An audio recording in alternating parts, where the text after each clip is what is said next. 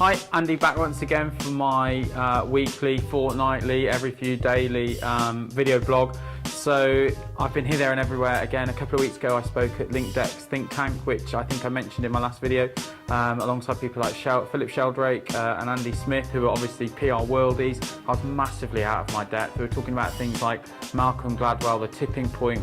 I didn't have a clue what that was. I thought Malcolm Gladwell was a cricketer, so it wasn't the best start, but it got better. I went to go and do my talk, usual lol fest, if only in my mind, but I was heckled for the first time during a talk by some guy who runs an infographic website, and he took great offence at me saying that infographics have been whored to death by SEOs, done to death, and should be left to slowly die.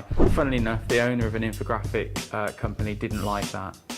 So this week, the very awesome at Iona St Joseph and I took a short flight over to the Holland, specifically Amsterdam, to go and do a talk at A4UExpo. It was really good fun. We were talking about how PR, social and video campaigns can get together to give the best return on investment for clients. It's great to go over there. It's a really, really great city, really nice people, and it was a really fun talk.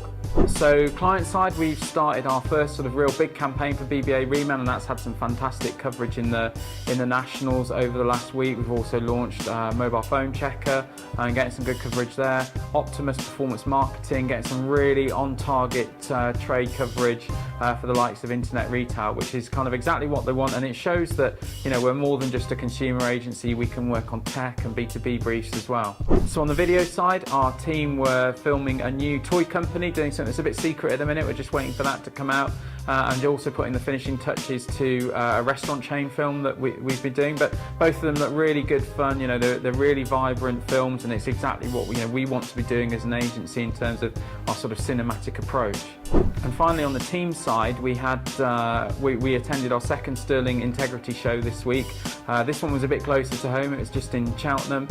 So Iona and Lucy Strachan on the marketing team went over to go and sort of showcase a bit more about what we do, meet some sort of local businesses and national businesses, and just try and get our name out there a bit more.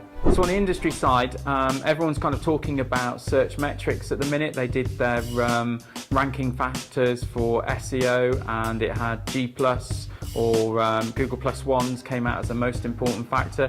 And interestingly now, the SEO community have kind of picked up on that, and there's a lot of chat going on. Some people saying it's rubbish and it's still all about links. Some people saying actually, Google isn't as influential as, or Google Plus isn't as influential as the SearchMetrics report says. But for me, SearchMetrics is a great tool. I really trust what they say. It works really well for us. So it'll be interesting to see how that goes. And then another company called Traackr have done an ultimate guide to influencer sort of strategy and content marketing. If you've got 5 minutes, I'd go and download that report. It's absolutely awesome.